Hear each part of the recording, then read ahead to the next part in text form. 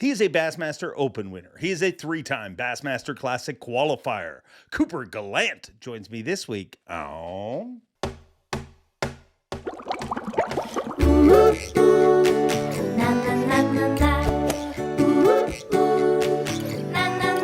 I'm Bob Cobb from the Bassmaster. Welcome to Mercer.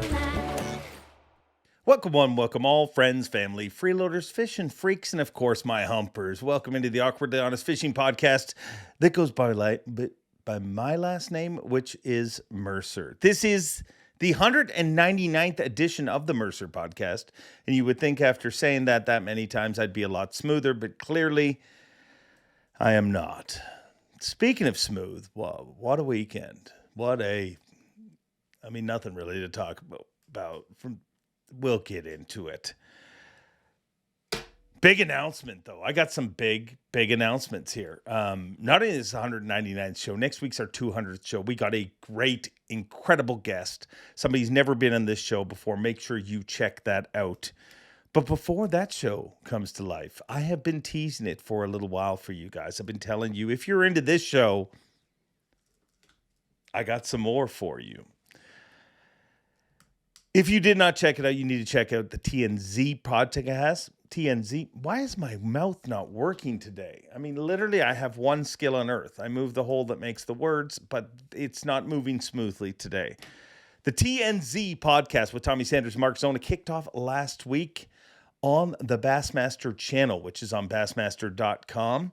And I hope you check that out. Incredible podcast. Love hearing from those guys.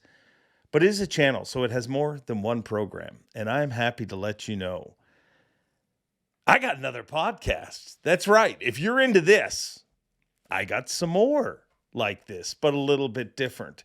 Starting next Monday, February 17th, I believe that is. Am I correct? Let me just check. Survey says a more professional person would have known this before I started recording. But yes, February 17th. First thing in the morning, get over to bassmaster.com and check out a brand new podcast called Officially Unofficial. It's a lot like this podcast, except a little faster paced. We're going to have 4 different guests each show. We're going to broach some funny topics, some controversial topics. We're going to be kind of all over the place, but we are going to get everybody's opinion, try to tell the story from all sides. And I'm excited that if you're into this particular brand of entertainment, there's more of it. Bi-weekly, officially unofficial, kicking off February 17th, bassmaster.com on the Bassmaster channel. First thing in the morning, make sure you check that out and please support it. As I tell you guys are the whole reason that this show has ever become anything for any reason. And without you guys, I am nothing. So please don't abandon me. Humpers, get on over to the Bassmaster channel Monday morning for Officially Unofficial. I can't wait to unveil it. It's a very cool project. I am excited about it. It's not going to take away from this show. We're going to be here each and every Wednesday, but bi-weekly on the Bassmaster channel, you can watch Officially Unofficial. And I guess that means we have officially announced it.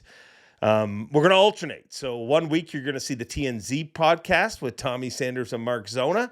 And then the next week you're going to see Officially Unofficial and vice versa. You know how that works. Bi-weekly, you can check it out. I'll be promoting it to nauseam on this show probably because, as I said, I need you guys to make it successful. So please go over there Monday morning and blow it up and let me know what you think of that podcast. It's going to be available other places in time later in the week. But first thing Monday, let's pull out your phone and let's make a date. Every single Monday that you go to the Bassmaster channel and check out Tommy and Zona because their stuff is great and I really enjoyed their podcast. They talked about a lot of stuff that doesn't always get talked about. And some more of that happens on Officially Unofficial. So make sure you check it out. It's really cool that Bass is doing this. A podcast used to be just something you did in your basement and you hope people watched. Well, to get them behind it is really cool. And I think you're going to enjoy it. I think you're really going to enjoy it. Well, I pray that you're going to enjoy it. it's been a rough week for me. Please make my week better by not only liking and commenting and subscribing to this show, but also checking out Officially Unofficial. Why is my mouth not working? I mean, it has been a trying week for me, I'll be honest. Next week's show, super big, 200th show. Hard to believe that, over 4 years, this show has been here each and every Wednesday. I don't take weeks off. I mean, there has been weeks where I should have took it off, but I don't, because I promised you guys at the beginning, I will be there for you. And that streak will continue each and every Wednesday, putting hump back in your hump day. And also Monday mornings with Officially Unofficial on the Bassmaster channel. So please check that out. Big show next week. Obviously, a huge guest, somebody I've wanted to have on this show for a long time. It is a very different conversation, a very cool conversation, and please make sure you check that out. And in other news, there was a football game this week, and that wasn't fun. I mean, it wasn't fun for me. It might have been fun for a lot of the world, but it wasn't fun for me and the Chiefs' kingdom. That was an absolute trouncing. And we live in a weird world where nobody takes onus for things. I mean, it just feels like if something happens that you don't like, there's always a reason. There's an excuse. I mean, it's the referees. It's who a player's dating. It's all sorts of things. But I'm going to tell you, I got one person. Well, I got one group to blame. And listen up and listen loud. Yeah, you can do that, right? I'm blaming one group. Those freaking Philadelphia Eagles. Those scoundrels. They were just playing out better. They trounced the Chiefs. Their defensive line is incredible. I mean, their entire team, that was a full effort. I mean, literally all the Chiefs accomplished in that game was they stopped Barkley. I mean, they stopped number 26, and they did a pretty good job of that. But when they stopped him, they opened up the pass even more, and we learned how well-rounded the Philadelphia Eagles are. And maybe I'm old-fashioned, but I believe in congratulating people when they beat you. And congratulations to the Eagles fans. I spoke a few podcasts ago about how much I love that part of the world. There are some of the craziest Bassmaster fans. One of the greatest weigh-ins in the history of the sport happened right there on the Delaware River. And I have enjoyed the last week of watching. I mean, I guess they used to grease the telephone poles. Now people are taking them down and carrying them around town. You guys deserved to win that game. I ain't going to make any excuses, but boy, that was painful to watch. But after the last, number 7 years the Chiefs have had, it's going to happen. Sometimes you cannot win them all. It is true. And we clearly did not. Well, we didn't even close to win that. I don't think we didn't win anything. None of it. Patrick Mahomes was put in, the pretzel, and then the half pretzel, and then the full pretzel, and he was just wound about. And people are like, what was wrong with him? Well, I mean, it doesn't matter what you do for a living. Literally any job. You might be really good at it, but tell me how good you'd be at it with those monsters running at you. My man needs a little protection, but hey, we still the Chiefs, and people will hate us. Maybe some people like to see it, and that was fine. But I feel like they ain't done. They'll fix that line. They'll fix some pieces, and so will the Eagles. The Eagles are a freaking great team and look to be a great team for quite some time. So if you don't like football chat, good news. It's over. I'm not going to talk about football for a while because we are right back into, literally that's how my life goes. The football season starts to end and I'm like, only 3 more games, only 2 more games. one more game. No more games. No more football games. Now it's all bass fishing all the time. The Elite Series kicks off in a week's time, which is a crazy busy week when you think of it. Monday, we're kicking off a brand new podcast. Did I tell you about it? February 17th, officially unofficial on the Bassmaster channel, bassmaster.com. Please check it out there. Just hit play. I mean, you don't have to watch it. Just hit play so that I don't get fired in the first week of the podcast. And then we have our 200th show on Wednesday, next Wednesday. And as if that's not enough big things going on in one week, come Thursday, we kick off the Bassmaster Elite Series on the St. Johns River. So life is good. And it's just a little better if you're an Eagles fan. That's all I'm saying. Just a little better. But go Chiefs. The Elites is exciting, though. Let's change topics to something a little bit more positive. Excited to see this season kick off. A lot of questions about how the schedule will affect things. And now we get to find out. And I love the fine people of Palatka. It's going to be a fun event and a great week. So if you're in Florida, we are in Palatka next week on the St. Johns River. And then the week after that, we are on Lake Okeechobee. So make sure you swing by, say hello. I love to meet humpers. And it sounds weird to people that don't watch this show, but you guys understand. I mean, it's hump day and you're humpers. What are we going to call the people on Officially Unofficial? Are they still humpers? I have to figure that out. I mean, it's Monday. I mean, a Monday's always better when you start with a hump. Okay, so I'll talk about this week's guest. I'll rein things in. A great dude. I've known him since he was literally a child. And we have a great conversation. This dude is so obsessed with success. I mean, a lot of people talk about the young anglers and they like to point, well, they're only good because of this. I'll tell you, there's a lot of them that are great at technology. But there's also a bunch of them that are just successful because they're obsessed with it. And that's what happens in every single sport, every single business, really. I mean, when you're obsessed with it, when your life, nothing matters to you but catching the next bass, becoming the best at it, figuring out the best pattern, you're always better at it. And he is at the top of his game right now. And he is a joy to work with, a joy to call a friend, and a joy to call our 199th guest. Without further ado, Cooper Gallant. Coop, you got that special feeling right now. That special feeling when you've left the snow. You are free. You are in freaking Florida. How does it feel? Feels good, Dave. The off season was brutal. I mean, that was the longest off season I think I've ever had. Just had a lot going on. We got some pretty gnarly weather.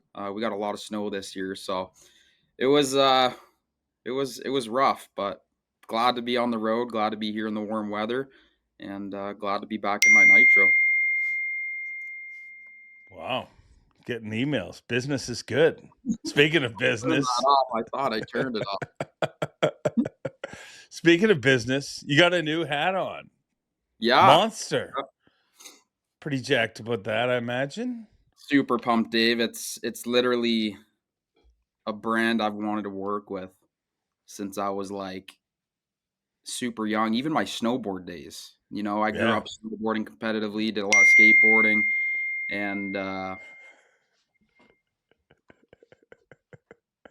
business is good by the sounds of things. I don't know why. That's going through my laptop for some reason. Well, you got to hit Do Not Disturb on your laptop. How do you do that? Well, up in the top corner, you should see a little like... I mean, you signed Monster, but you can't figure out how to put Do Not Disturb on your damn... Up the top. Do you have a Mac?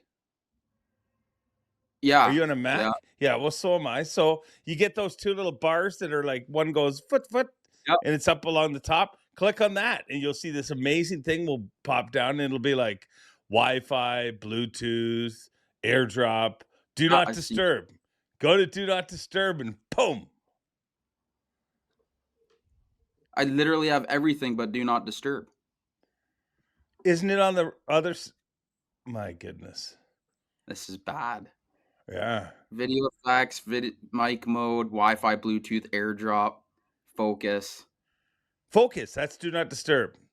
That's code for do not disturb. Hit Oh, focus and there we you'll say, go. I got it. We're boom. good. Wow. Boom. With dings. Yeah. For Good. those of you listening that Yeah, thought, monster. I'll never sign Monster, just goes to show you, you don't even have to know how to put on do not disturb on your laptop, and you too could sign Monster. So since you were a snowboarding geek, you wanted Monster. Yeah, 100%. And I actually tried reaching out to them back in 2017. And, it's been a dream sponsor ever since, even before I got into fishing, like I said, through snowboarding, skateboarding. And yeah, it's crazy how it all happened. Like it was crazy how it all went down, and to actually be like part of the team and part of the Monster family it still hasn't even really hit me. But it's super cool, and a lot of great people at Monster. I got to go down to New York City for the PBR and got to meet a lot of the guys. Oh, that's And why you were there. I thought you were just like I saw you were in New York and we texted. I'm like, what are you doing? You're like at rodeo. I'm like, I turned to Sarah and I'm like, who knew? Coop's a big rodeo guy. But now yeah, it all makes sense. yeah, and I obviously kept it hush. And I remember you asked me like, "What are you down there for?" I'm like, "Oh, just here with some buddies." I didn't want to jinx anything, and just kind of kept it to myself. And it all worked out, and it's official, part of the Monster family, and hopefully I can be with them for many years to come. But I made a video, like the announcement video, and it's Yeah. so funny looking back. Like literally, we grew up living off monsters. Like I don't recommend this, but me and my tournament partner Danny would literally bring 2 or 3 monsters each on the boat, a bag of Doritos, and that's what we lived on all week. Like no water, just monster. And it's funny looking back at all the videos because you can see it. There's monster cans in the live wells, they're in the net, they're all over the place. So it's funny looking back, and it's like I said, it's crazy that it all worked out and that I'm a part of it now. It's a dream come true for sure. It's a dream sponsor. How did it work out? Did you just stay on them or did you meet the right contact?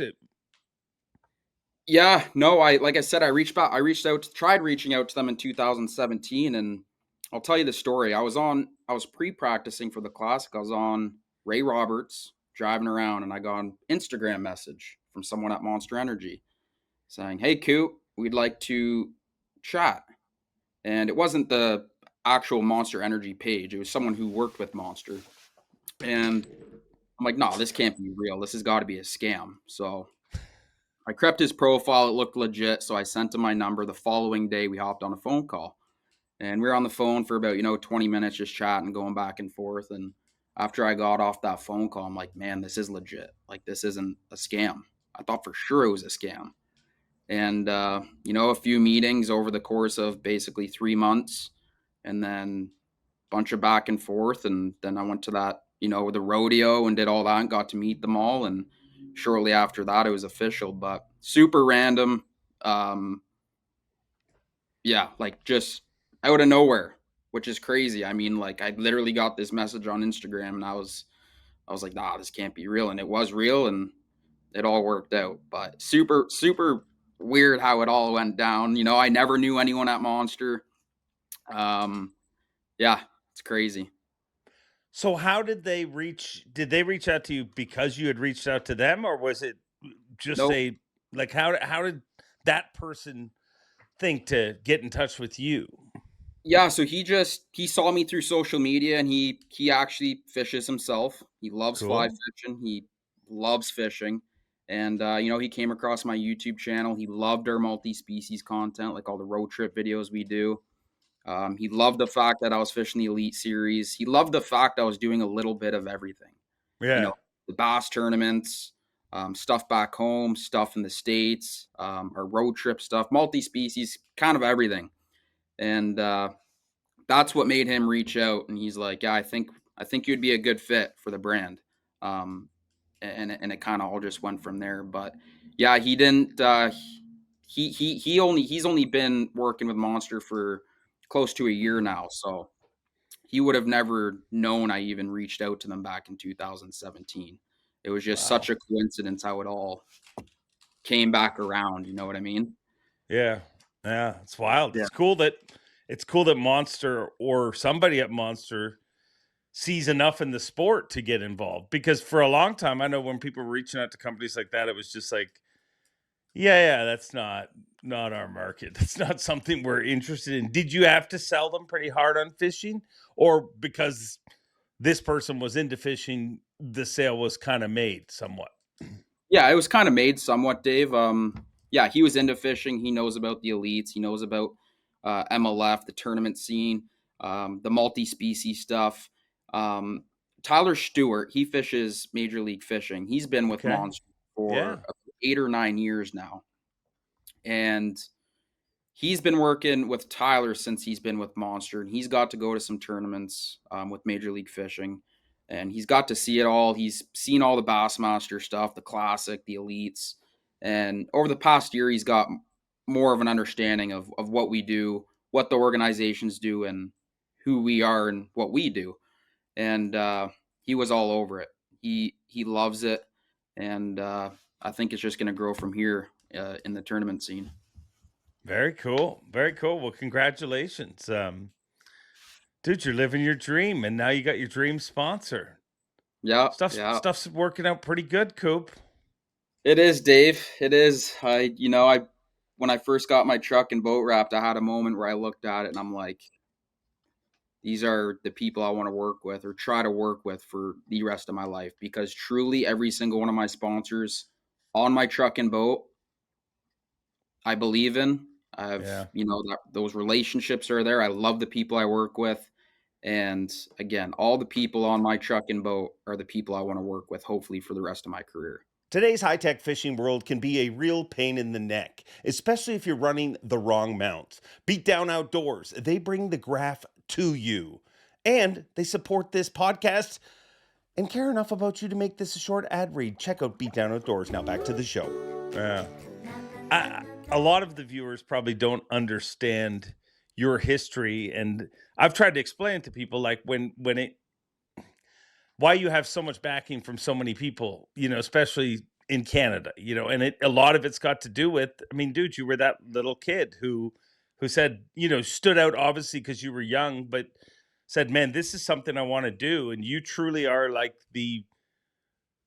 it's got to be 1% of the world, if that gets to be a little kid and say, man, that's what I want to do for a living. And you're actually doing it, and successfully doing it. And it seems like it gets more and more successful every year.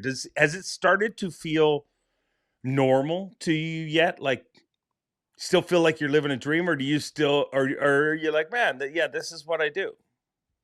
No, it definitely still feels like I'm living a dream. I have to pinch myself all the time. Like that moment I had with the truck the other day, looking at the wrap, times when I'm on the stage, like going into this season on the elites, like I feel like it's my first year. I'm getting those nervous jitters, like I've never done it before. And Wow. that'll all change when I get on the water. I do stress off the water. I do get jitters. I get nervous and I get like scatterbrained, and I feel like I'm not organized. I feel like I'm all over the place and I feel like I'm not even ready. But that happens every year. That happens in between tournaments. But the second I get on the water, that kind of all goes away, thank God. But yeah, no, it's I definitely am living the dream 100%. And I do I do think about it every other day. I do pinch myself, and I'm just so thankful I get to do it, Dave. Like you said, I was that kid. Like it feels like yesterday. I was 12 years old fishing the rivers and trying to get in someone's bass boat to go bass fishing, and kind of just trying to fish for whatever growing up. And then, did the local stuff through the Bass Nation back home, and that got into fishing local tournaments with my own boat. And then, popped into the opens for 2 years, and now we're on the elites. It's been a crazy journey, and I've been so fortunate. I've been so lucky with the support from my family, my parents, all my friends and family, friends who took me fishing growing up, and my sponsors. If you look at my sponsors now, pretty well I've been with every single one of them since the beginning. And I'm just so appreciative, because without that, Dave, I promise you I would not be able to do what I'm doing. Yeah, it's crazy. But again, I'm just thankful to be here doing So when this. you're not in the water, you said you get rattled. So it's is the opposite of many people. A lot of people need a bit of a break at the end of the season, and they need to get away and kind of decompress. For you, are those the trying times? Like by the sounds of it, I mean, as soon as the tournament starts, that's when you finally calm down. Yeah. My off season, I'm the most stressed and I'm the most stressed during my off season. Like my off season is by far my busiest time of the year. Like by far. Like from Christmas to now has been hectic. Like it's been the busiest year I've ever had by far. It's funny. I've talked to some friends back home about it. They're like, they want to go out and have drinks or whatever, and go do some, go fishing, ice fishing, and I'm like basically having to say no because I have stuff I got to do, whether it's videos, sponsor stuff, planning for next year, different things, ideas I have. Um, it's just nonstop through the off season, which is crazy because it should be our off season. We should be able to just like lay back and I mean I could, but I don't know. I feel like that off season helps me prepare for next year or the next 1 to 2, 3 years. Yeah. That's how I look at it. Like my off season, it's the most stressful, but when it's done, it's put myself that far ahead to have a successful year or successful next 2 years, if that makes Is it sense.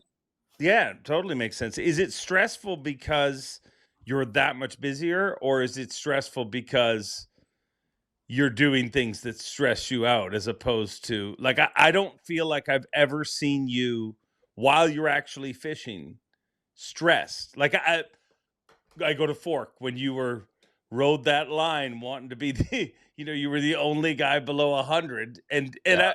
but even there that wasn't the stress that you're explaining. I don't feel like. Have you always been that way when you're on the water? The stress floats away. Yeah, for sure. For sure. And that's what I was saying earlier. Like right now, even I'm like kind of stressed and I just feel very unorganized. And even like when I'm on the water, like I just feel like I'm not dialed.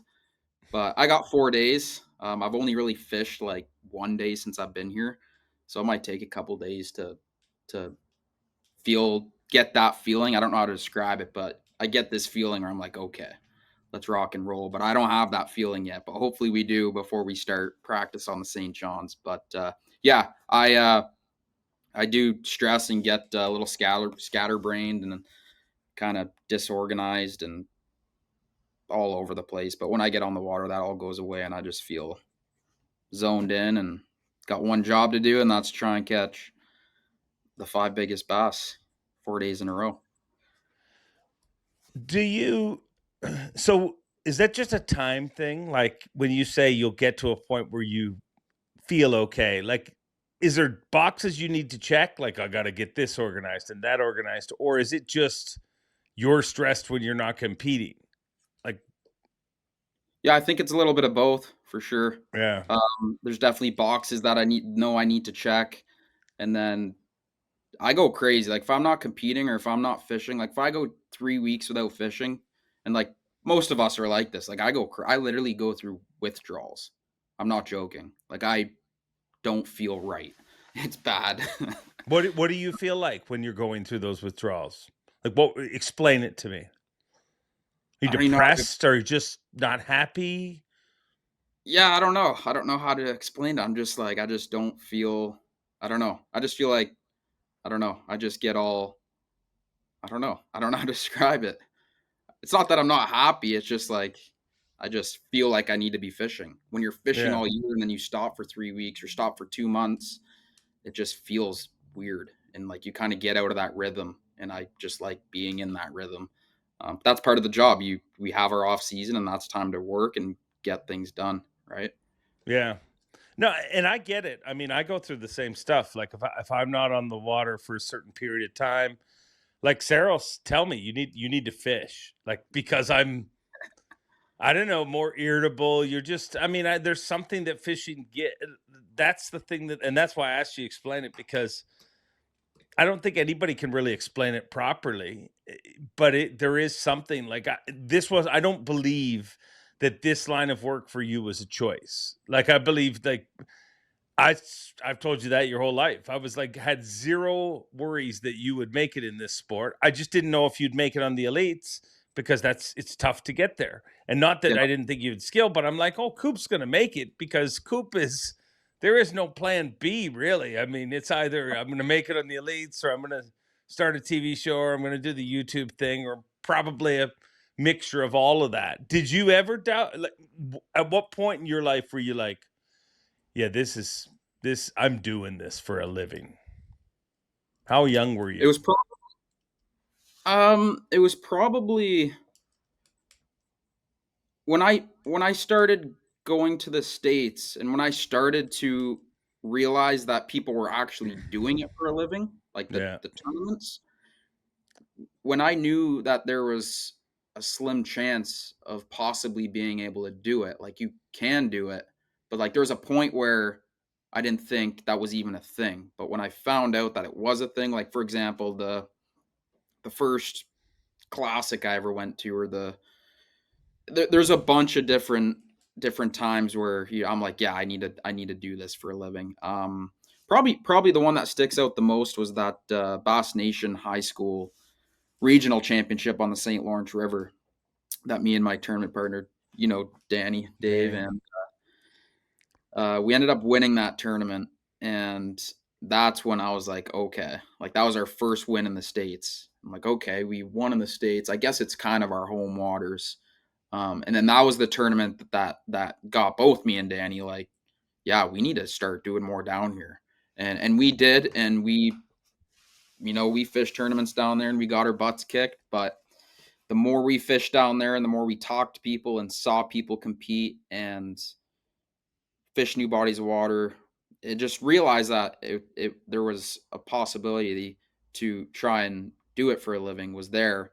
I just, like you said, I didn't really have a plan B, and it was one of those things. It's like, I have to do it. Like, I just was so obsessed with it. I'm like, I need to do it. I need to figure out a way. And at the time, I'm like, I don't know how I'm going to do it. Like, that seems like crazy, but I'm like, there's got to be a way. And I didn't figure out, what that way was until later on, when I started doing the opens and things like that. But yeah, it's, I don't know. It's crazy how it all happened, for sure. How much of your current life is spent obsessing over fish? Like, do you have any days where you don't think about fishing? No. Do you have any No. hours like, outside of sleeping? Do you have any hours where you're just like, I'm focused on not Yeah, for fishing sure. things? Yeah, What do there's you time, think like, about? I'm not thinking about it 24/7, but I'm thinking about it more times than none, day, for sure. Every day, obviously, but yeah, I'm always thinking about it. I'm obsessed with it. Do you think about fishing more or girls more? I'd say it's about, I'm trying to give you a good ratio here. I'd give it a solid 70-30. Towards 70 fishing, 30 girls. I don't know about that. do you, do you think Fishing, that will change as you get older, or you think it'll always ah, solid 70-30 life? who knows? We'll find out here, but right now that's where I'm at. You know, I want to win a blue trophy, Dave. Worse than anything. Yeah. Yeah. I need to win one. Is It's it going to about, happen this year? I hope so. I hope so. I hope so. I mean, things have been pretty good, dude. I mean, this is your third season. I mean, you've done okay. Let me ask you this: really, honestly, if I said to when you first made the elites, when you weren't even in the elites, when me and you did I had you do Bass Live and you were still trying to qualify for the elites. If I had to talk to you then and we had a serious conversation and I wrote down, okay, in 3 years from now, you'll have made every classic you tried to. You'll have Monster as a sponsor. You'll have a Century belt. You'll have won an Open. Like, are things going better than you would have predicted at that point, or are things kind of right on schedule? Yeah, I'd say they're going better, Dave, than I predicted back then, for sure. For sure. Absolutely. Well, But that's I want good. them to go better. Now I want, now that I'm here, I want it to go better, you know? Yeah. I'm happy. I'm very thankful for the last 2 years and making the classics and having some good derbies, but that's what's crazy. Us as anglers, I feel like we get hungrier and hungrier every year. You know what I mean? Like, it's crazy. And I know that Yeah. does fade with time with some people or everyone. Like, there's going to be a time where you get, what's the word? You Complacent? just complacent. Yeah. I hope I never experience that. I hope I continue to get hungrier and hungrier every year. But going into this year, I'm the hungriest I've ever been. And I say that every year, but I truly mean it. Like, I'm, I just want to get rocking and rolling. What have you ever gotten complacent in your life? I don't know that you have. Like, I feel like No. you've been from the moment I met you, you've been on an upward trajectory. Even watching you finish your finishes in Canada, you're like, that dude's getting better. And from the outside, it just sure seems like you're getting better every single year. Yeah, no, I've never really been complacent. Like I said, like I hope I don't ever get like that. Um, yeah, I just hope I can get hungrier and hungrier every year. And I feel like as a competitive bass fisherman, you need to, you know, want to do better every single year. If you don't want to do better, you're not going to get better. So like going in every year, if you have that feeling, like the second I stop getting that feeling going into a season where I'm not very hungry, I'm going to start getting worried. You know what I mean? Yeah. I think that's a healthy feeling to have, not just as a competitive angler. I think that's life. Like, I think you should always want to, you know what I mean? Like, I Yeah. think it's good to be thankful, to look back at the end of the year and be like, I'm thankful for everything I have around me, Yeah. but you should always want more. And I don't mean that just financially or, possession wise, but you should want to get better every single year. I would hope. I think I just don't know that it's healthy if you don't feel that way. You just kind of Yeah. punching the clock out. If you don't have that feeling, like if you're just like, yeah, well, we get hammered on the weekend, and then I'll go to work and talk about getting hammered on the weekend. And the next weekend I'll get hammered again. Like, I think drive is very important to be happy. 100%. Like I said, in order to be competitive, you have to have that drive. And the second you stop getting that drive is when you stop catching them as good and you start going downhill. And like I said, if when that comes, if it ever comes, that's what will worry me for sure. Yeah. Yeah, I don't think it's coming anytime soon. I think you're pretty obsessed and pretty driven. Where does that come from? Your family? Did your family early on tell you follow your dreams, or did they try? I know how supportive they are now. It's ridiculous. Your dad travels everywhere with you, shooting video. Your brothers.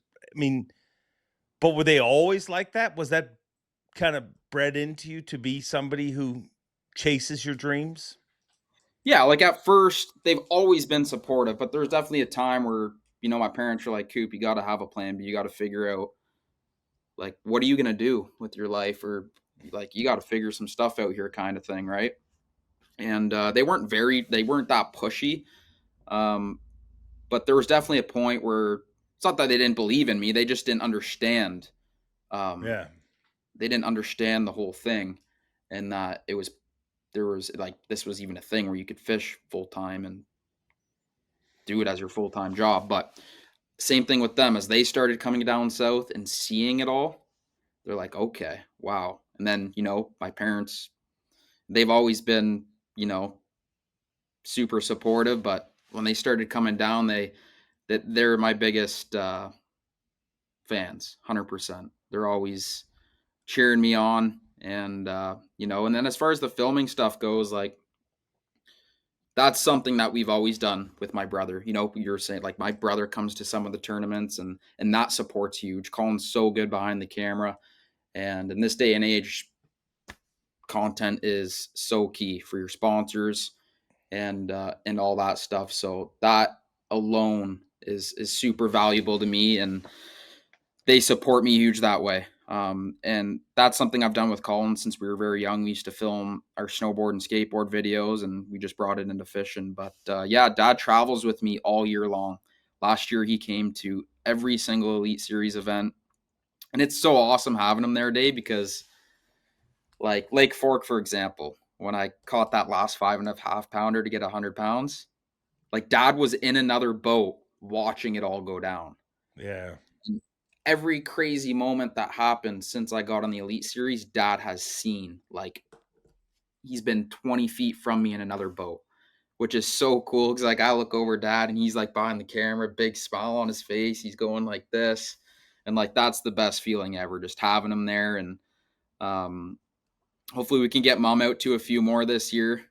She came to a couple last year, but man, it's pretty awesome, the support I get from Mom, Dad, my brothers, and all my friends and family back home. It's incredible.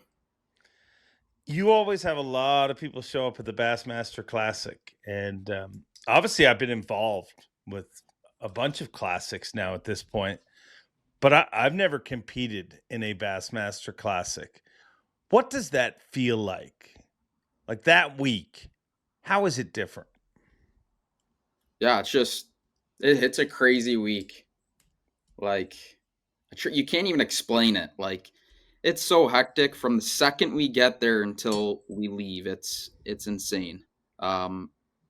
It's huge, and you can't really explain it. It's just one of those things you have to go to the Classic to just see it and witness it all. But as an angler and actually competing in it, it's wild. We get treated like gold. Everyone at Bass is amazing. They put on a great show, and they make us feel super special throughout the week.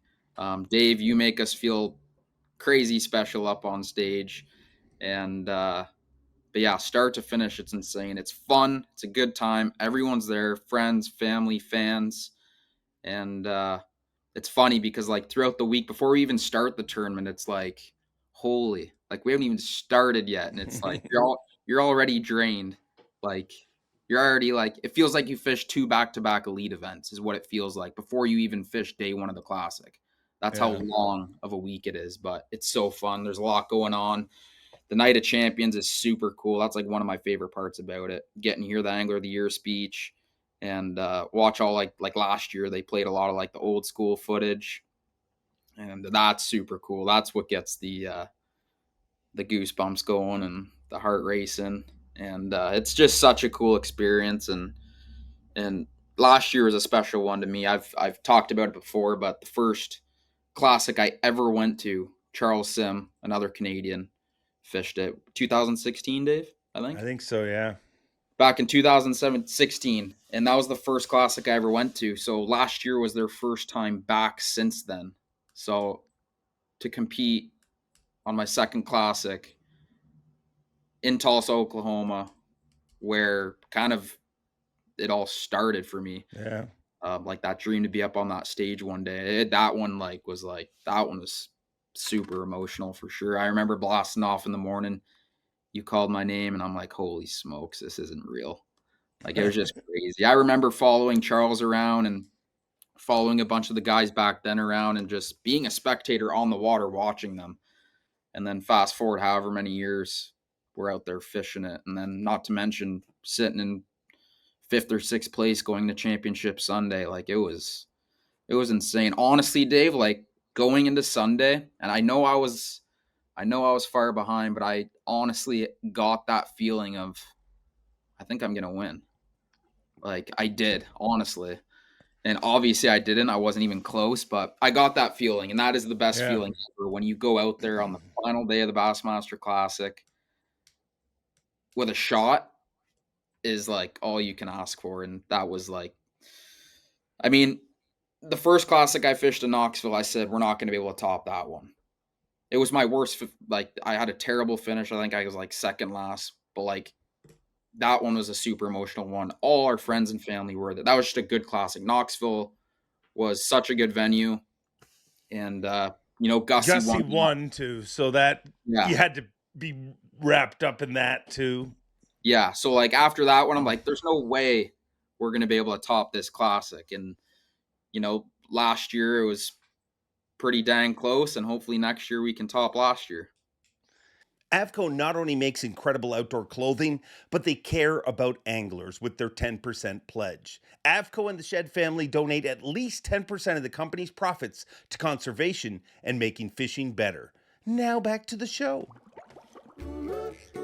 How does it honestly compare to when you sat watching Charles weigh in, when you were in the splash well, all these different times? And I've always thought it must be neat or different because you were so driven that you weren't just watching it like a regular person that watches it. Like you were watching it, I assume, visualizing, I'm going to be there one day.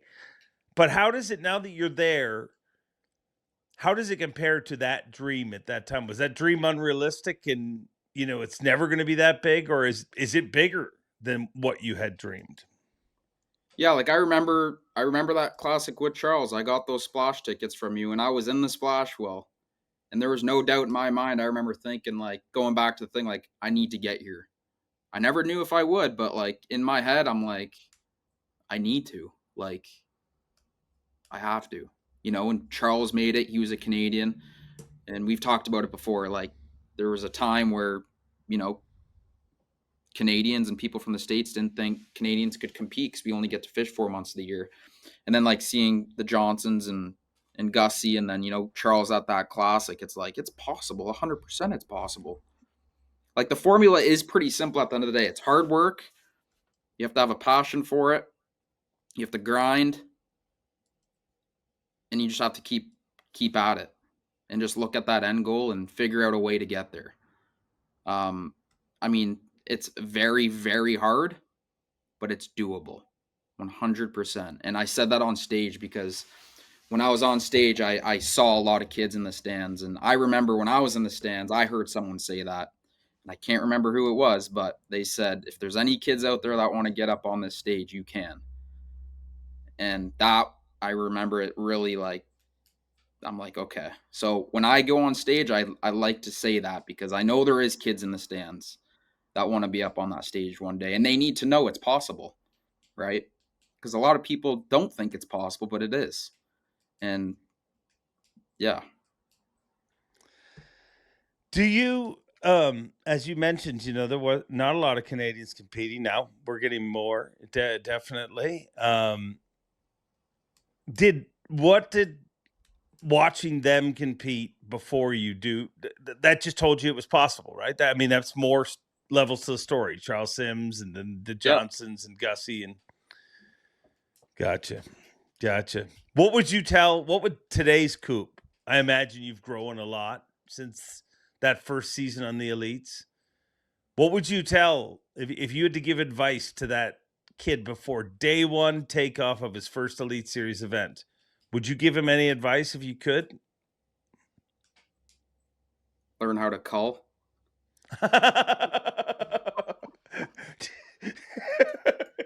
I'm the worst. That's not what I was expecting.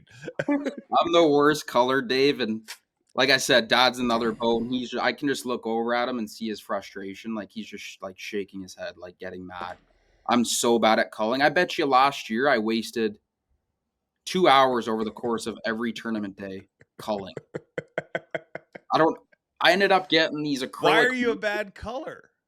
I don't know. My mind just, I don't know what's wrong with me. I forget what one goes back every single time. Every time. So what I did is I have one of those Rapala scales. Uh-huh. They're numbered 1, 2, 3, 4, 5, 6. So I don't know if it's the numbers that mess with my head. So I ended up getting acrylic markers. So the one's going to be white, right? Because the one cull tag is white. So now I'm going to go by color. So hopefully that'll help out a little bit. But I don't know what it is. I'm so bad at it. Like so bad. I don't know if it's because I feel like a lot of the times I know, but in the back of my head, it's like just double check. I don't want to Yeah. make any mistakes. So that's part of it. But I don't know. I need to get better at that for sure. Do you feel like you've made some culling errors, or it just burns through time for you? No, I've never made a culling error. It just burns through time. And I've never made an error because I spend so much time culling. Even if I know the white one's going back, I check it again anyway because I'm always second guessing myself. Like, what if it's not? But I just need to, I don't know. I don't know what my problem is, but I got to figure it out. When you're on the water, let's get inside your mind. When you're on the water, what percentage of your time, when in a tournament, when you're competing, what percentage of your time is totally focused on catching the next fish, like just focused on being the best you can be that day? And what percentage of it starts to wander? Like, think about different things. What are we going to have for dinner tonight? I wonder what so-and-so's doing. Like, does it wander at all? I'll be honest with you, Dave. I get so focused that sometimes I forget I'm even in a tournament. Come on. I'm not joking. My first classic, the Tennessee River, I looked over at Colin, my brother, he's filming. I'm like, dude, I just forgot I was in a tournament, and it's 1:00. There was like an hour where I was so laser focused. I was like, and then I looked at my clock. I'm like, holy, an hour went by, and I'm in a tournament. I'm in the Bassmaster Classic. I don't know. I think I just zone out, and I just kind of, I don't know. It's weird, but it's a good thing though. Honestly, like I'd rather do that than scramble, right? Yeah. But no, I'm pretty focused, and I'm not thinking about what's for dinner that night. I'm thinking about that next bite. I'm thinking about, what I need to do, where I need to go next. I'd say about 20% of the day I'm not laser focused, where I kind of am too laser focused. And then the other like 80 is like me thinking of the next move or the next pitch or the next bite kind of thing, if that makes sense. So when you zone out like you did there, do you fish well then? Like in Yeah. my head, I'm like, if somebody's zoned out, they're not focused on anything but the next bite and how everything. I mean, that must. Do you think that's when you're at your peak, or do you not have to be totally that zoned out to fish at your peak? Yeah, no, I don't have to be that totally zoned out. Like I said, it's almost kind of bad. Like I get so zoned out. Like I just like, I don't know. I don't even know how to explain it. I just get like, I don't know. It's weird. Is Like, that like a? Sorry, what's go that? ahead. Go ahead. No, I was just say like I said though, I'd rather get zoned out than scrambling, and I don't know. Is that a pattern in your life that Yeah. at times where all that matters is fishing? Yeah. Like is the rest of your? I mean, I think I can say, and I don't think it's a secret, that there's a lot of other parts of your life that probably aren't as well put together as bass fishing. Would you agree? 100%. 100%. Does that frustrate you, or is that just the cost of being focused on a bass? That's just the cost of being focused on the bass, I guess. Do you think everyone's like that you compete against? Do you think the majority of them are as focused as you are in competition, or is it different for everybody?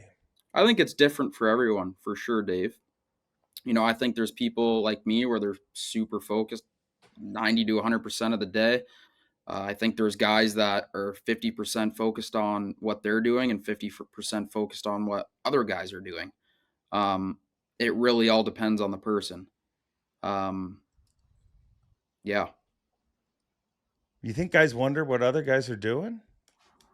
Yeah, I definitely think, 100%. Why are they wondering about those other guys? Well, like other guys around them, right? They're looking, Oh, even if they're catching them, like, I don't know. yeah, I gotcha. I You know what I gotcha. mean? You don't think about those other guys. You're focused on what's going on in front of you, right? Yeah. I'm assuming. Okay. All right. Where do you think you are 10 years from now? Oh, I don't know, Dave. I don't know. That's a good question. Hopefully I'm doing what I'm doing now. Hopefully I'm still on the Elite Series. Hopefully we have at least one blue trophy. Hopefully we can qualify for a few more classics. Hopefully we can do more stuff with the multi-species fishing, which we're still doing and which we love. I've always said like I almost wish we could like end the Elite season in like June, because I would love to have like 2 months to travel and do some crazy fishing adventures.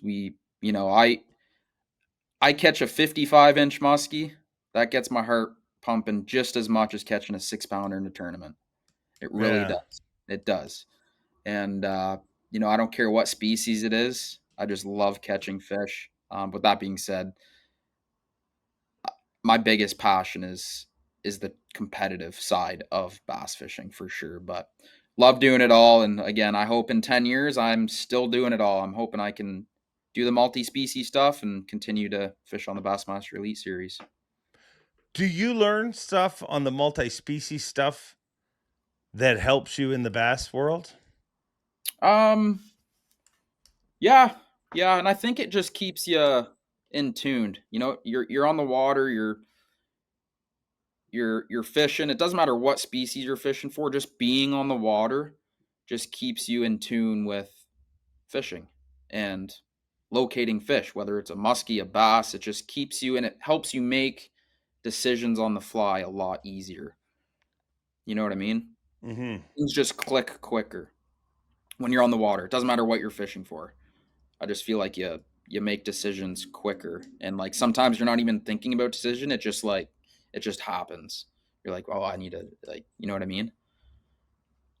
That's when you're best, I think. When you're not, when you're just, it's just your go. I mean, I've watched anglers win Angler of the Year, and that's the one trait that they all have in common. Whenever they're just focused, and it's like success brings that focus, but it also brings that instinct that you trust so much. Like whenever you're doubting your instincts, it seems that's when an angler struggles the most. But whenever you're like, yeah, they're right there on that point, I know Yeah, they're there without even being there, you just know. And whenever you're fishing like that, that seems to be when anglers are at their best. for sure, for sure. And that's how I feel like. And I never used to be like that. That's something I've just feel like I've grown and gotten better at over the past few years through the opens and the elites. And it's hard to do in fishing. It's hard to scrap a plan, or it's hard to make a move. It's hard to go somewhere you've never fished during tournament hours. It is. It's like one of the hardest things to do in tournament fishing is just to roll with it. Just go fish, new water, figure something else out, figure it out. And that happened to me a lot last year. I had terrible practices, and people always chirp me. They're like, "Oh yeah, bad practice." And it's like, no, I did have a bad practice, and I kind of just rolled with it, and I went and figured it out on the fly. And it's more fun because like before a tournament, there's so much unknown. And Yeah. as you start putting the pieces of the puzzle together during a tournament, like it's the best feeling ever. I'm actually going to be doing another series this year, Dave. So we're doing like the chase, Mm-hmm. right? All the tournament videos, but I'm actually going to film and post all my practices. So now people Cool. can't be calling me a sandbagger anymore, because they're actually going to see what goes down in practice. And the reason I'm doing that is because people see us fishing in a tournament. I just feel like practice is different. I always get asked the question like, oh, how do you tackle a new body of water if you've never been there before? What's going through your head when you launch your boat in the morning on the St. John's River? And I feel like some people think we have like a formula the second we back our boat in on Yeah. what we do. But I mean, some people might, but I don't. Like I literally just back the boat in and go. Sometimes I don't know if I'm going left, right. I just I just go. So that's kind of what I want to showcase, is like how every tournament's different and what I'm thinking throughout each practice day, and how I'm going to tackle that body of water and figure it out in 3 days. You know what I mean? And then if I don't figure anything out, it's like they watch the practice video and then they watch the tournament video and they're like, wow, he actually didn't figure anything out in practice, but he figured it out on the 4th day. I kind of want to showcase that a little bit more. Yeah.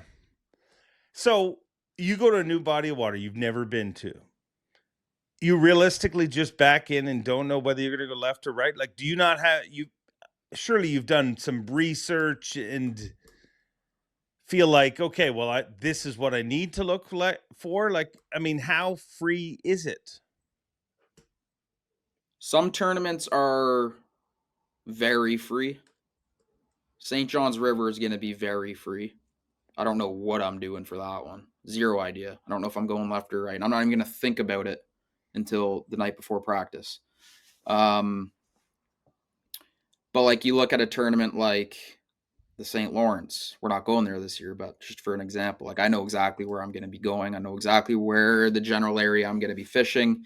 So it really depends on what tournament we go to, but there's definitely been tournaments in the past where I literally launched my boat with zero clue. And I don't do much research because it hurts me more than helps, for sure. Big time. Like it hurts me bad. Really? Yeah. How? Like just waste time No, chasing stuff? yeah, exactly. Yep. And I learned that earlier on when I was, doing the Costas and stuff back then. Like I would do so much research, Dave, and it never worked for me ever. And yeah, I'll do general stuff, Dave, but like tournament results, like general stuff. But I'm not the type of guy that's gonna be zooming into the graph to see where they caught it and like things like that. You know what I mean? I'm not looking for the flagpole on the bank to find out what shell bed he's fishing, like because it hurts me every time. I don't know why, it just does, and then I start thinking that's what I need to be doing when I feel like I just need to do what I'm comfortable in. That's one of the weirdest things for me. I mean, obviously, information waypoints has been a big topic on the Elite Series over the last not just over the last number of years. I mean, it's been more public maybe last number of years, but it's always been a big topic. But I look at my personal situation, and over the years of shooting television shows, I mean, I've got lots of information from people, but I can literally, and I'm not talking about information a year in advance. I'm talking about information 2 weeks in advance, a week in advance. But Mm-hmm. I can literally count on one hand how many times I left there and was like, yeah, that really helped us. Outside of, if you go somewhere and you've got a guide or something, that's Yeah. one thing. But I'm talking about just somebody saying, hey, you need to be keying in on this kind of structure. You need to be in this area. Most of the time you do that, it feels like it backfires on you. Like at the end of the trip, you're like, we wasted an entire day Yep. chasing that ghost. And then when we finally just went fishing the way you wanted to fish, it Yep. works out. And you're like that. If I hadn't chased that ghost for a day, how much more could I have learned? Do you think that the waypoint thing is as big a deal? I Or think is that just situational? I think it all depends on the fishery too, Dave. Yeah.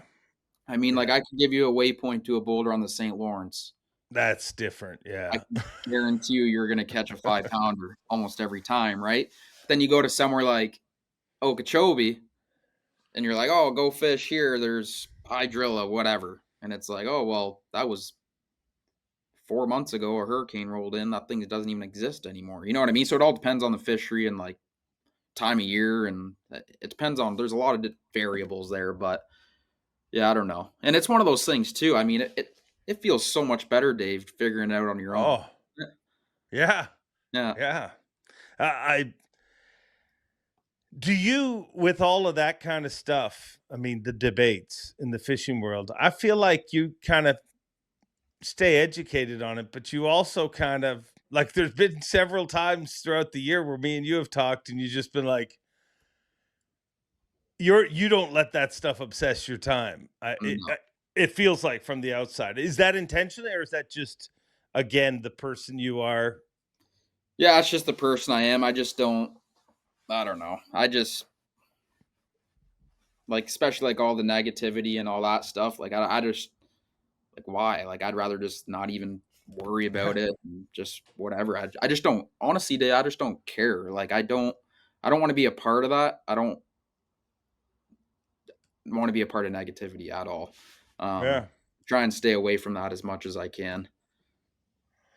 I get it. I think that's, I mean, I obviously push positivity a lot, but I push realism. Like, I think there's things that need to be talked about and things that Yeah, need to be made better. But ultimately, I don't know anyone in all of the time. I mean, this is 15 seasons or whatever I've done this. I can yet to find someone that really is in a negative mind space that does really well. Or, exactly. and even if you don't do any better, here's the thing, you're going to be freaking happier. Like if I tell you the world's out to get you repeatedly, you're going to start to feel like the world's out to get you, and not one thing has changed in your situation.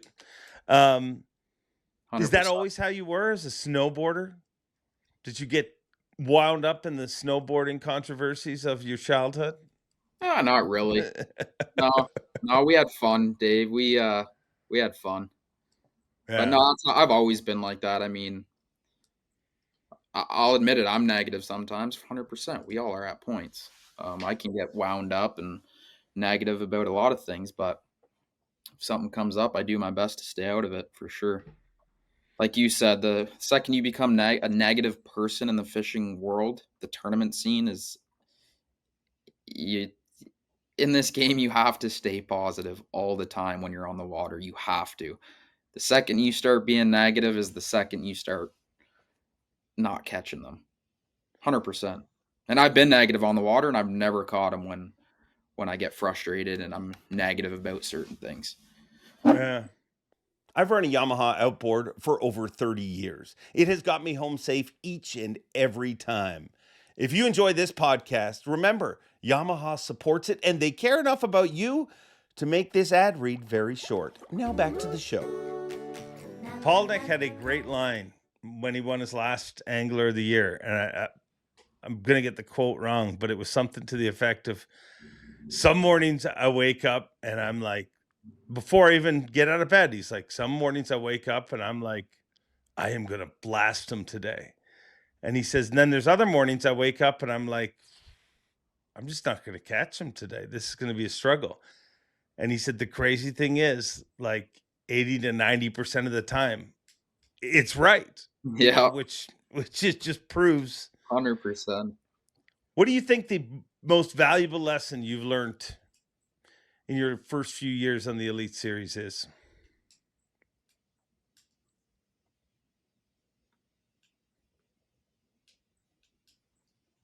I was going to say just do your own thing. It's a good lesson. Yep, do your own thing. And again, that's just how I am, but I like doing my own thing. And I find when you do your own thing, you're going to make a lot of mistakes, but you're going to learn from those mistakes and become a better angler at the end of it, I feel like. Yeah. And doing your own thing also gives you confidence in yourself. What do you think the toughest lesson you've learned in that time is? The toughest lesson I've learned.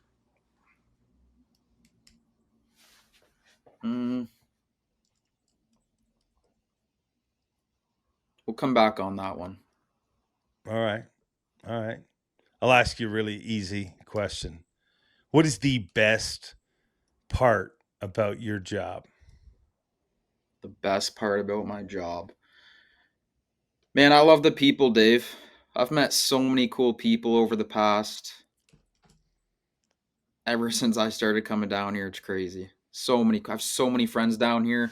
That's probably one of my favorite parts about it. Obviously, catching bass is super fun. Competing on the Elite Series is super fun, but being able to travel, and I love being on the road, and being able to travel, fish, and meet people is the coolest thing ever. I'll tell you a quick story. Please So do. I was pre-practicing on the Pasquotank River. We have a tournament there this year, and mainly just driving around. I was there for 3 or 4 days, putting some hours on the Mercury. Just it's a big body of water. It's huge. So just driving around, but it got to the point I'm like, I'm gonna go take a few casts. So I pull a rod out of my rod locker. I go up this creek, start flipping docks, and I see this older gentleman walk down the hill, and I thought he was gonna give me crap for fishing his dock, right? His name was Gary, and we talked for probably 30 seconds, right? But I thought he was going to yell at me. Super nice guy. Just wanted to come say hi. I got an email, and then I kept fishing along, did my own thing, and I got an email the next day from Gary. He found my email through my website, and then my birthday was the next day, and he found that out through the Bassmaster website. So he sent me an email. He said, me and my wife, Manya, would love to have you over for dinner tonight. And we also found out it's your birthday, and Manya would love to bake you a cake. And Damn. so I went, and I ended up staying there for 2 nights, and they were the nicest people ever. So now when I go down there, I got new friends, and I love doing that. You know, I love meeting new people. And I literally said 30 words to this guy, and he asked me to have dinner and eat some cake for my birthday. And I'm like, it's kind of weird. I'll admit it. It's weird that I did that, but looking back, I'm so glad I did it because they were the nicest couple ever. And when we go back in a few months, we're gonna get together. And Yeah. that right there is like one of my favorite parts about doing this is meeting people. But that was just a crazy fun story. I remember like my mom called me, my parents called me, and they're like, "What do you mean you're going to this Gary guy? How Gary and old? Manya's house. Oh yeah, how old's this Gary? Is he married?" And mom's googling him, trying to make sure he's not a serial killer and all this stuff. And just it was funny, but yeah, it was. I love doing that stuff. I think it'd be super cool to film like a series, just like travel the world and stay with random families and take them fishing. I thought that'd always be pretty cool. Did any part of you, yeah, like, was that just your parents thought that, or were you like, what's this Gary up to? What do you mean you want to bake me a birthday cake? Are you just, you're just that kind of dude that was like, yeah, I'll go there. There was part of me, I'm like, I probably shouldn't. Like, it's kind of weird. Like, talk to this guy for 30 seconds and Monty wants to bake me cake and he's going to make dinner. But no, I'm like, screw it. I like doing off the wall random stuff like that. And I did it. And like I said, I'm so glad I did it. Yeah. Yeah. Was So, dinner good? oh, it was amazing. Yeah, he Amazing. stayed for 2 days, so I imagine it was good. Yeah. The cake was good. The beer was good. The dinner was good. It was awesome. That is it's wild the amount of times that happens. You know, like on tour where people, I mean, Takumi, I know several times where somebody's like just showing up. Like I forget where we were, but there was like a guy with a launch right across the street that had like a guest house, and he came over and he had some Asian connection. He offered like all of the Asian guys, "Hey, you can stay with me." And all of them kind of took down his name and said, "We'll check that out in the future." Takumi showed up there the next morning. Like Really? Takumi's like, boat ramp, I'm setting up. Like he set up shop, and but it's true. The amount of people that you run into on the road. I mean, there's always the weird stories, but there's so many great people. Do you think outdoors people are just better people? I think so, Dave. Yeah. There's a lot of very, very good people in the outdoor industry, fishing, hunting. Um, and that's one of the coolest parts about what we do, again, is the people. So many nice people out there, and yeah, who knows who we're gonna meet this year. Yeah. And hey, Coop's a good guy. I mean, he only thinks a girl's 30% of the time, 70% fishing. That's Uh, very off. Very most people are the opposite. we got to win a blue trophy, Dave. That's all that's on my mind right now. All right. All That's it. right. So if I see any girls around you, I should tell them get on. Go. He's focused on bigger things. Just during derbies. Oh, okay. uh it's very cool to see inside your head and see how things are going. So now when will you go home? You're in Florida now. You will go home when? I'm not too sure. I actually might. So obviously here for the next 3 weeks for our two back-to-back Florida events. Then we have a break in between Florida and the Classic. I want to try and fly home and do steelhead fishing off the beach. Oh, that's fun. It's super fun, and it usually happens, give or take, first, second week of March. It can get really good. So that's going to be right around the time when we're done. So I might fly home and do that for a couple days if it's going, but it's so fun. We've talked about we need to do that, Dave. Yeah, It's we do. We do. We need to make that happen. Do you do it right in front of like it's literally right where you grew up, right? Like that's you, I mean, how is that where you're doing it right there? yeah, like the Bowmanville Creek runs right not in my backyard, but within 30-second drive. And what Yeah. happens for people that are watching, there's Steelhead go up all the Lake Ontario tributaries in the springtime around March. And before they go up the rivers, they just cruise the shores of Lake Ontario. And even when they're going up the rivers, they'll just cruise the banks and then they'll find the river mouth, they'll feel the warm water.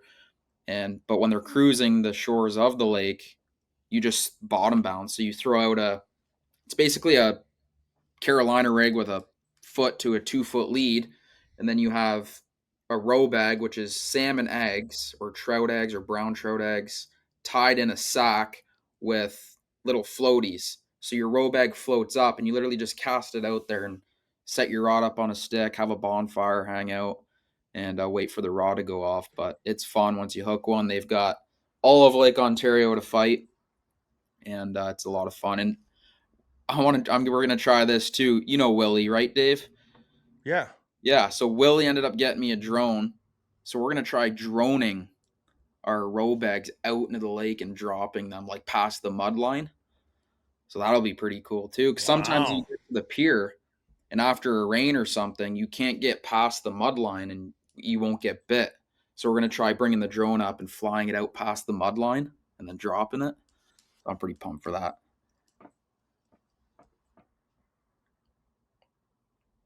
You there, Dave? Are you still there, Coop? We're losing you. You there? Yeah, I'm here, but I lost you there for a second. All good. We'll cut that out. So Yeah. you're getting the row bag out past the mud line. You've never done that before? I mean, we've been able to sometimes cast past the mud line, but sometimes the mud line's too far. So, Yeah. like, you have a drone and you can fly it an extra 50, 70, 80 yards. That's like the ticket. And then, like, I think it'll be cool. So, that's like a big part of why I want to go home and do that. Taking those shark skills to Yeah. steelhead. I don't know if it's ever been done. I mean, I don't know. I don't know anyone that's ever done that. I mean, we're lucky. You don't have to do it most of the time. Yeah. It's pretty freaking good fishing when it's happening. Yeah. Do you have like a greatest single fishing moment? Like if you can't, can you? Like, do you have? The first one that came to mind when you said that, Dave, was that sturgeon we caught in BC. That one, and then my first bass I caught. But that sturgeon one was that was insane. That was crazy. And it was such a cool story because I remember we got down to the boat ramp. We were there doing one of our road trip videos, and we met up with a couple buddies that lived down there. A guy we grew up snowboarding with, Cam Veenstra, and his two cousins, Brandon Van Dyke and Ruben Van Dyke. And Ruben, the night before, he's like, yeah, my buddy's going to take us out fishing in the morning. We're like, oh, sweet. We're going to go catch a sturgeon. We get down to the boat ramp in the morning, and Ruben shakes this guy's hand, and I look at Colin. Colin looks at me. I'm like, I thought he knew him. Turns out he bought us a trip. And it was cool because every single one of us in the boat caught a sturgeon. And Ruben was like, "No, you guys catch him. I'm good, boys." Like, and he was the one that bought the trip. And we're like, "Dude, you bought this trip. Like, you catch a sturgeon, right?" We're trying to give the rod to him, and he wouldn't take it. And every single one of us caught one, and the rod goes off, and Ruben had not caught one yet. And it was that giant. It was that 9.6 or 10.6. I think it was 10 foot 6 inches. Such a big sturgeon. Ruben caught it. Took him an hour and 55 minutes to reel in, and he did it all on his own. And it was the coolest thing ever. Our guide, it was the biggest fish he's beached. So, like, he was, like, crying. Like, it Wow. was a special moment. It was super cool how it all went down. We got that all on film, too, which was even cooler to look back on and watch again and relive it all. Do you go back and watch stuff like that very often, or? ever? Yeah, sometimes we'll do like, sometimes I'll be out like my brothers and we'll watch like old snowboard videos that we have or skate videos and fishing videos. And it's pretty funny. Like, and that's one of my favorite parts about filming, documenting it all is because like it's going to be so funny and so cool to watch in 20 years from now. Yeah. You know what I mean? Yeah. Like this I can podcast, imagine. watching this podcast in 20 years from now is going to be like, holy smokes. You know what Yeah. I mean? Yeah, there's things you probably said today that 20 years from now you'll look at and you'll be like, I can't believe I ever even thought that. 100%. I can't Like, just believe imagine Clunn's career if he could have, like, if you could just go back and if he was chronicling all those memories, it'd be insane. Yeah. Yeah. It's been a good chat. I mean, Yeah, when Wi-Fi has allowed us. Yeah, I apologize. What's more likely 10 years from now?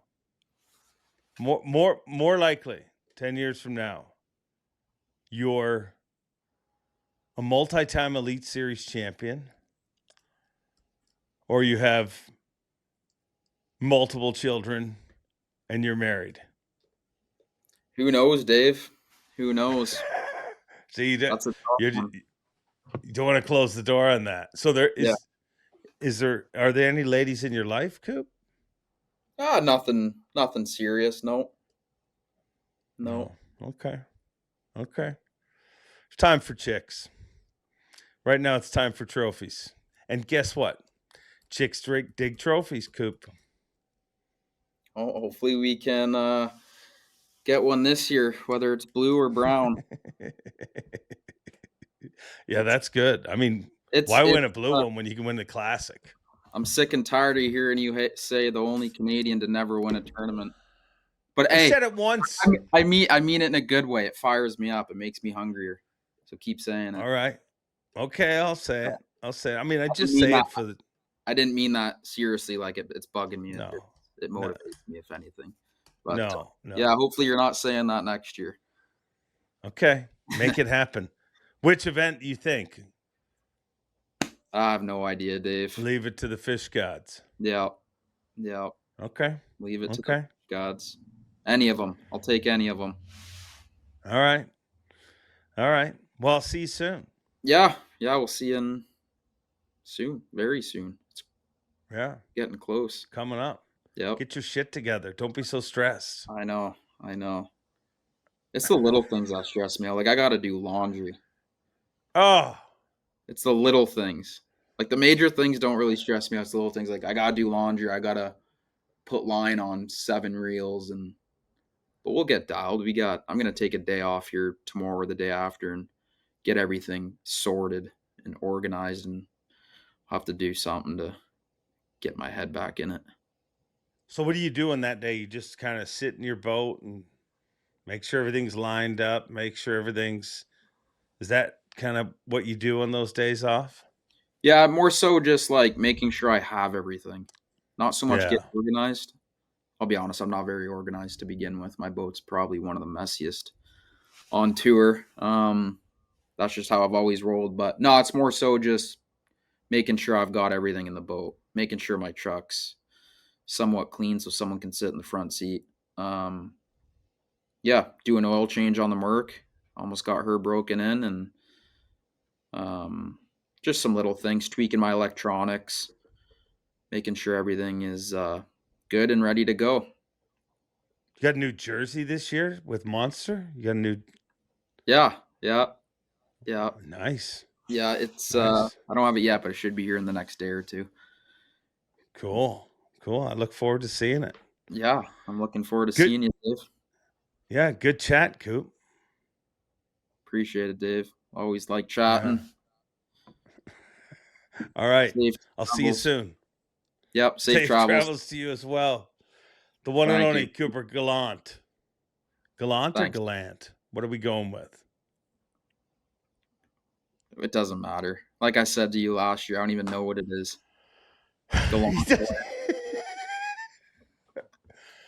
So if you met said girl and she said, "What's your name?" What would you tell her your name is?